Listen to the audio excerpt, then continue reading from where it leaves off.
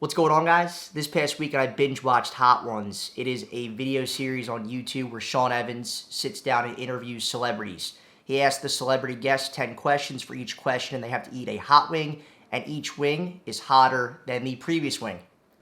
I'll link the YouTube channel in the description below. If you haven't checked out an episode of Hot Ones, once you finish this video, definitely check it out. Really impressive stuff. The level of guests that Sean gets on his show, A-list celebrities, athletes from all around the world. It's really cool stuff, so definitely check it out. And as I'm watching all these episodes, I noticed that the guests give Sean a very similar reaction to the questions he's asking throughout the interview, and it's something that all salespeople should strive to achieve when we're sitting down to meet with a prospect for the first time to try to sell them our product and service. Here's a short compilation of some of those reactions, and then we'll break down why you need to be like Sean when in a first meeting with a prospect.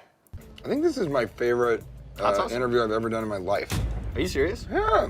I think a lot of people try to be cheesy about shit, and I think that's what's cool about you is you give it straightforward. I mean, I've watched you, and so you're straightforward, honest, and I think from the first interview when somebody does that, you got to figure and sense them out. A lot of people do interviews. You can sense them out a lot and see what they're feeling. So I'm fascinated by the idea of Camp Awesome, and all these sketches that don't see the light of day. Camp Awesome? What the fuck is that sketch? Isn't that the purgatory that you guys put the sketches that don't make the to the light of day? Why are you asking the deepest, most referential shit? We can't even remember that. We're blind. But that is correct, Sean.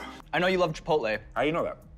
Because we do our research. Wow. I don't even think I knew that. I'm realizing things about myself here. It's interesting to think about rap dads, to think about rappers having everyday dad issues. And you're a rap dad yourself. Absolutely. When you go to like the ballet classes or you drop your son off at MMA, like do you find that the coaches, the other young dads, do they talk to you like Reggie, or do they think of you as Redman?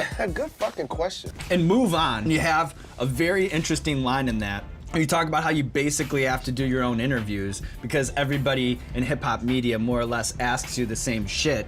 And since there's a lot of people in hip-hop media that maybe want to tell you how to rap or tell you how to act, I wonder if you have any feedback the other way. I wonder if you have any criticisms of rap media. That's a pretty good question.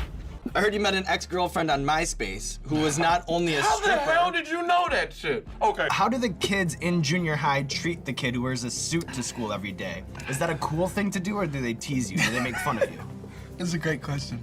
Every episode I've seen of Hot Ones, and I've seen them all now because I binge watched over the weekend, Sean gets complimented for the questions he asks. These aren't lazy questions. They're not TMZ-like questions that every other interviewer is asking that athlete or A-list celebrity. Sean and his team do more research than everybody else, and that allows him to make a connection and show real interest in the guest in just a short 30-minute interview where it's the first time they're meeting.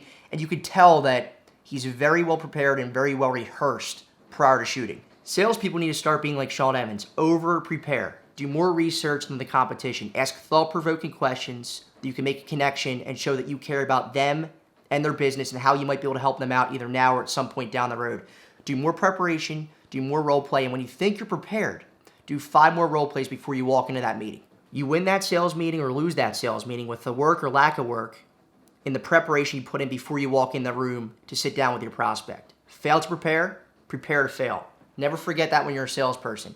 Hopefully you guys got value from this video. How do you best prepare for a sales meeting? Let us know in the comment section below.